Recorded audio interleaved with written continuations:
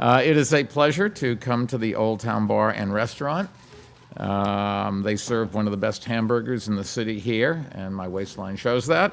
And I want to thank Gerard Meagher and the entire team here at the Old Town Bar for hosting us today.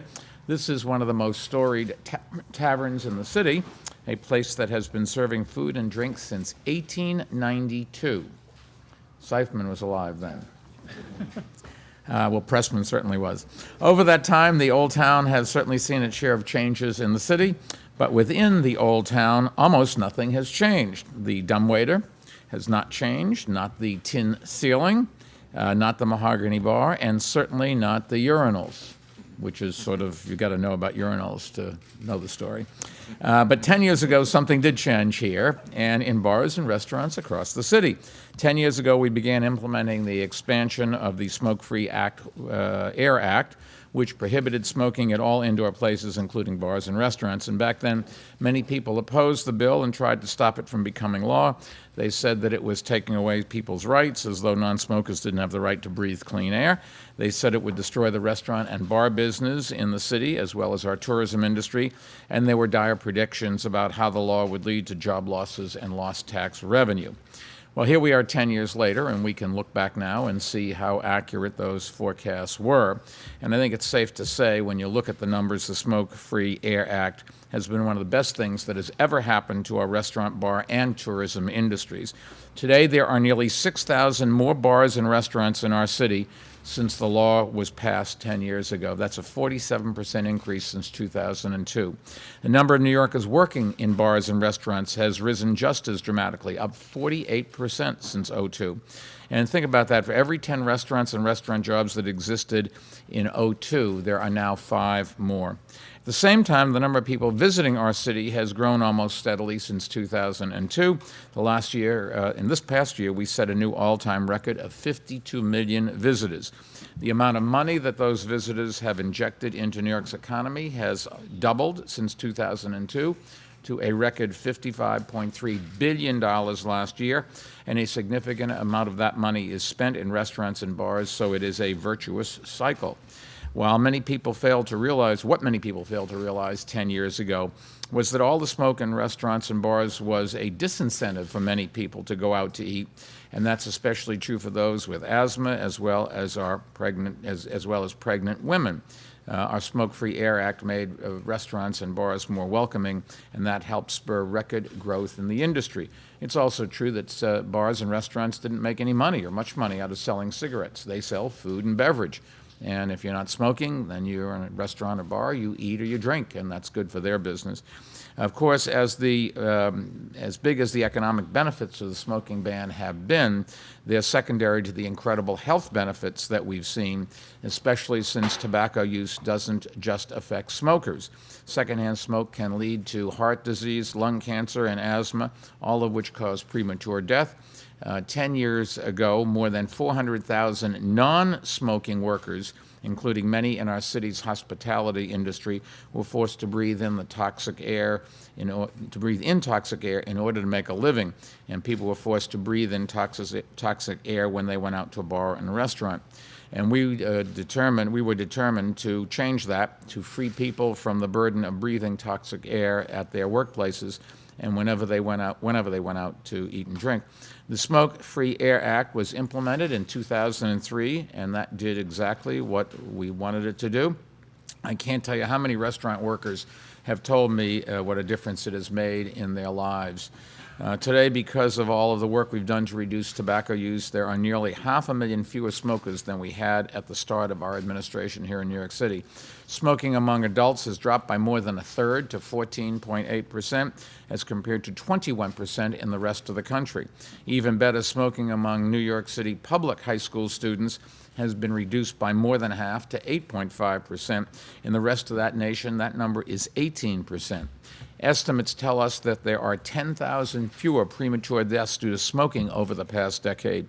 And our success in cutting smoking deaths to record lows is one of the key reasons that life expectancy among New Yorkers is 3 years longer than it was in 2000. That's an amazing impact to see in such a short period of time, and it's double the progress that the rest of the United States has made. With results like that, it's no wonder that New York City's anti-tobacco campaign has served as a role model for governments around the world, including here in the United States. This map that I'm showing here, you can see, shows the U.S. The U.S. states and local governments that had smoke-free air laws before '03. Delaware and California were the only states that did it, and you see the handful of triangles. Those were cities that had smoke-free legislation. Two states and a handful of cities. Although California's, in all fairness, was not as comprehensive as ours. Now, this map shows the 35 states and more than 500 local governments that have enacted smoke-free laws after our reform went into place. And today there are more than 250 million Americans that are now protected by such laws. It's just amazing what has happened in 10 years. Having said that, globally, there's been an enormous influence that our laws have had. First slide shows that before '03, only one country, Turkmenistan, had adopted a national smoke-free air act. But as you can see in this second map, since we expanded the Smoke-Free Air Act here in New York City, 49 countries have passed similar legislation. Virtually all of Latin America, all of Australia. Look at Russia and countries that, all of Western Europe and the Gulf countries. Everybody understands that smoking kills, and it's government's job to try to protect people. In the case of, one thing is to ban smoking, but what we're really trying to do is to stop you from having to make a choice between a job and breathing somebody else's smoke, and that was the basis of New York City's law.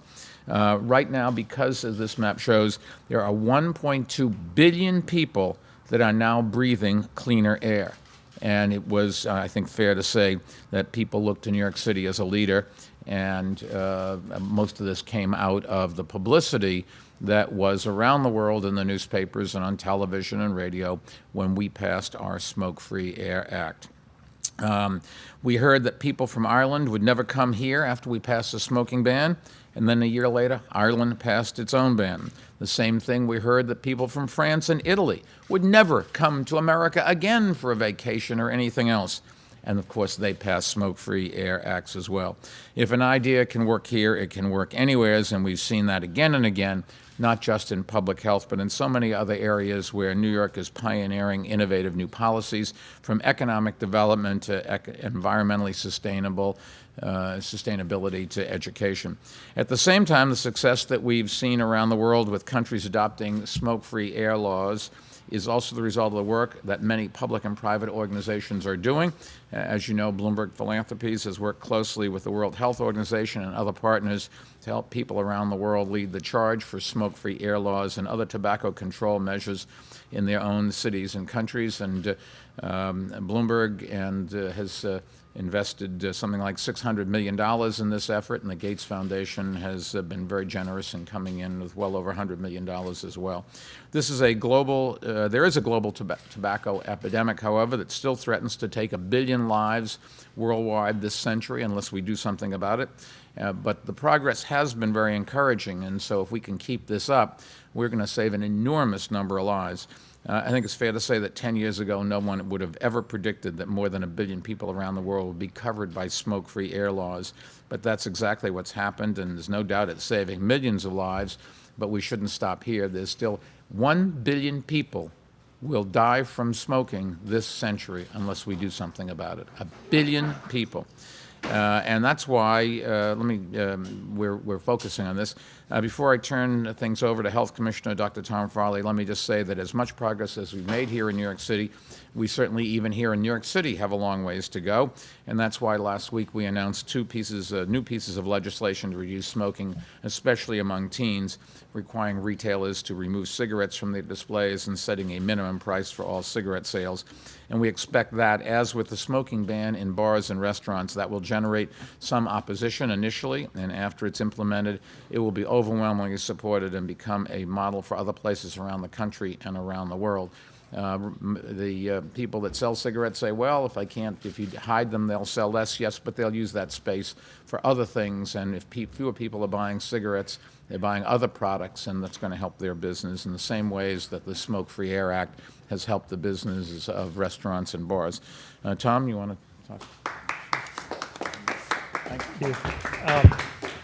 A couple things. First, many of the statistics the mayor just said are in a report, which I think is being printed out and should be available soon, so you can see the graphs and see where the numbers come from. Second, I was having a conversation with the bar owners just before we started here, and they pointed out that if you look up in the ceiling, that ceiling is actually painted white.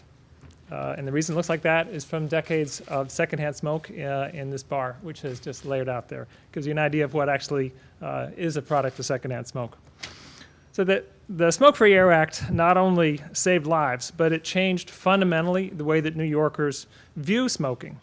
In 2002, people thought that bars and smoking were inextricably linked. People were always going to smoke in bars. Today, most people couldn't imagine having to breathe someone else's secondhand smoke in an office place or a restaurant, or specifically in a bar like this. So the Smoke-Free Air Act has made smoking socially unacceptable. I think we all recognize that smoking is socially unacceptable compared to where it was 10 years ago. That didn't just happen. That's the result of the Smoke-Free Air Act. Now, there were many critics of the Smoke-Free Air Act in 2002, but I'll have to say I've been health commissioner now 4 years, not had a single person come up to me since that time and said, please put secondhand smoke back in my bar or restaurant. This is not something that anybody is clamoring to change. It is very popular. And there's another lesson there, and that is that when you create a healthy environment, people like it. Since 2002, as the mayor mentioned, we've expanded the Smoke-Free Air Act. We now have total smoke-free hospital campuses. We have smoke-free parks and beaches, and the City University of New York has made all of their 23 campuses smoke-free. Our evaluation of the parks showed that smoking was down by 2/3 in flagship parks in Manhattan, Manhattan and Brooklyn after the rule was put in place. And Coney Island Beach is no longer an ashtray. So the Smoke-Free Act was central, but it is only one part of our overall approach to smoking in New York City, which also includes media messages, which all of you see on television, and our cigarette tax increases. All of those have contributed. Even with our progress, though, smoking is still the #1 cause of preventable death in New York City, and the youth smoking rates have stalled at 8.5%. So that's still plenty of kids who are smoking, about 19,000 teenagers who are smoking. And the reason is that smoking is still glamorized in movies and on television, and then the tobacco companies sort of close the deal in the retail store where when young people come in, they are advertised to, there are discounting, and there are cigarettes that are present in just about every, behind the counter at every place that sells cigarettes. So we have 2 bills in place, or 2 bills that we have proposed to address that. One of them prohibits discounting and enforces against the sale of untaxed cigarettes, and the other prohibits the display of cigarettes. These are important. These are the next key step in our overall plan to reduce smoking rates in New York City. These are not necessarily going to be easy to pass, but I should say the Smoke-Free Air Act was not easy to pass either, but these are important, and the Smoke-Free Air Act is a lesson in what you can do when you put health first. Thank you. Let me also point out that the restrictions on smoking in parks and beaches was not something that came from our administration. That came from people demanding it, calling their city council members, and then they came to us, and together we passed that legislation. But that was certainly driven not from City Hall. It was driven from people on the beaches and in the parks. And so this is something that certainly become very popular. And if you remember 10 years ago, outside of office buildings in the street, you'd see lots of people smoking. When's the last time you saw people? If there is, it's 1 or 2. And when they see you walking by, they put the cigarette behind them. They're embarrassed. Even that has come. People have come to accept that they can't smoke, and it's helped them stop smoking. And the number of people that have told me over the years, and even to this day, because of you, I stopped smoking. it is very gratifying. But the bottom line is, for those people, it's going to save their lives and let them lead longer and healthier lives on average. Tom, thank you. As I mentioned earlier, not everyone was in favor of the smoking ban back in 2003. I know you don't believe that, but not everybody was, and that included most of the bar and restaurant owners. They were worried about what it would mean for their business, and that's understandable. But today, I think it's fair to say that there are very few bars and restaurant owners who want to go back to those old days when smoking was there. And one of the people includes our host today, Gerard Meagher. And I'd like to say, invite Gerard to say a few words about the impact he has seen over the past decade, because he's the one that's had to live through this, and it's his livelihood that has been on the line. Gerard? Thank you, Mr. Mayor. Samuel Johnson said one institution that has contrived more happiness for men is the tavern.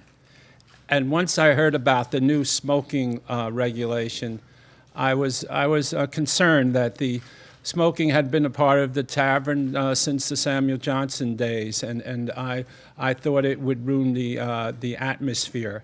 And so I called up a guy I went to high school with, Kevin McCabe, down to City Council. I said, "What are you guys doing? You're going to put us out of business." And then the law went through, and then I reflected a bit, and I thought, well, people don't really go to restaurants or taverns to smoke. They don't even go to drink. They go for kind of fellowship and I knew that wouldn't change, so I started to soften on it a bit. And then once the law was passed, I saw some benefits from it. These globes you see, these glass chandeliers, used to get dark brown from all the cigarettes, and the mirrors would have to be cleaned, quite frequently. And we'd save money because we didn't have to change our air conditioner filters every couple of weeks during the summer. So there were some obvious benefits that I noticed over the following months and years. And then also you would see that in the old days, people would have their glass of wine and hot sandwich, and then they would finish, and then they would light up a cigarette, and so they would spend another 20 minutes doing the chit-chat. And so it led to more table turnover. So I started to see some benefits from it, and it has, and our business has continued to improve. So it turned out to be not this great bad thing that I thought it would be. So I became converted to the mayor's point of view.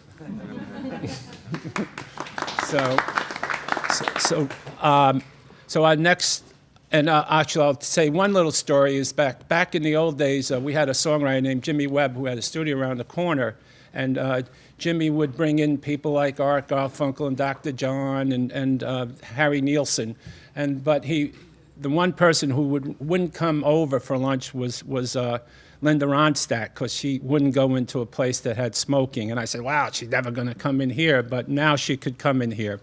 Okay, so next I'd like to introduce one of our bartenders, Chip Sylvester, who's been here for 27 years, who will give a kind of insight from a bartender's point of view. Hi, yeah, I've been here 27 years. Wasn't really intentional, but I have been here 27 years. And I've seen a lot of changes over the 27 years. When I first started working here, this neighborhood was very different. Most people avoided Union Square. A lot of drugs and things going on there. A lot of the buildings around here were empty. The Barnes & Noble here was an abandoned building for the first number of years I lived here. Most of the people that came in here were kind of more working class. The gentrification of the neighborhood hadn't really started. I think that kind of started in the 80s. Some people say it was with the opening of Union Square Cafe. I think it had more to do with Zeckendorf Towers being developed there on the corner of Union Square. But different sorts of people started coming in. They started discovering the bar, and there was definitely a beer and shot and heavy smoke kind of bar. And people started coming in and saying, "Wow, this bar is really smoky. You should do something." And our reaction was kind of, "Well, you can go somewhere else because this is what it is." I've never been a smoker, but I grew up with smokers. My parents were smokers. I was in theater. Everybody in theater used to smoke. My wife was a smoker for 20 years, and you know, in those days, you lived in New York City, and everybody said, well, you're living in New York City. It's like smoking 2 packs a day. So I didn't really care about all the smoke here. Actually, I kind of liked it, and I thought it lended some character to the place. So when the law was passed, obviously there was a lot of resistance here, not only from patrons who smoked, but, you know, just from people who liked the place the way it was. And at first, people were very resistant to the law, and they'd say, you're not going to really make me go outside, are you? And we would say, well, don't blame us, blame Bloomberg. It's not our fault. And people quickly adapted to doing it. And the first result was suddenly you could walk in the front of the bar and you could see the other end of the bar. The smoke was so thick in this place. I mean, it was amazing. People very quickly adapted to it, it seemed like. And as has been mentioned, you know, people go out and they would meet other people out there. It just became a normal thing. And one of the problems with people going out there is they started to hate going out there in the cold weather. And I think that's another thing that started making people think about not smoking anymore. I think for us, it's been beneficial. Obviously, I'm happy, I guess, not to breathe the secondhand smoke. My wife is a perfect example. I mean, she was somebody who smoked a pack and a half a day for 20-something years, and she's been smoke-free for 6 years. And when I mentioned that this was happening today, I was going to be part of it, she said, I say thank you to the mayor. So, yeah, it's been good. And next, I'd like to introduce Madeline Clemmer Nugent, who is our waitress for, in a good number of years before the smoking ban. So she will speak to the waitress's experience. Hi, I'm Madeline. I've been here 25 years or so. I know I started when I was 4, right. So when I first found out, no, I've never had a cigarette in my life. I, too, grew up with smokers. I hated it, but I thought it belonged in a bar. And my perspective, what I was going to be upset about is I thought it's not easy being a waitress in Manhattan, period.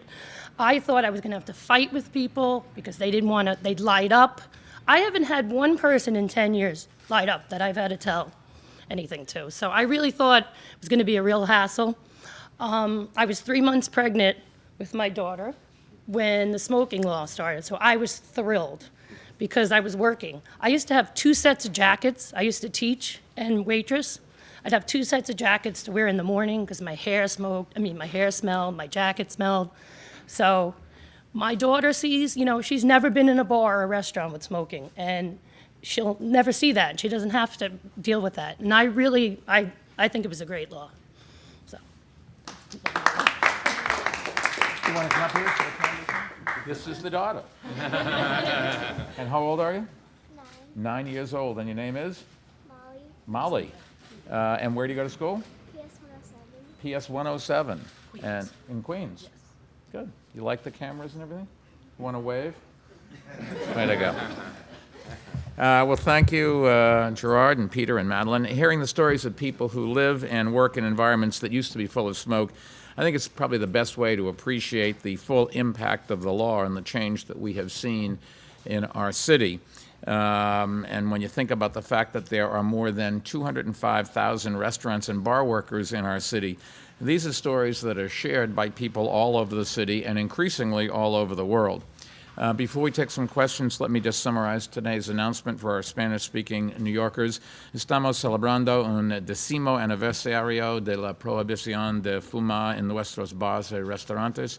Ha prevenido el humo de segunda mano que antes respiraban los trabajadores y los clientes en estos lugares y ha reducido el tabaquismo en nuestra ciudad dramáticamente. And with that, we'll be happy to take some questions.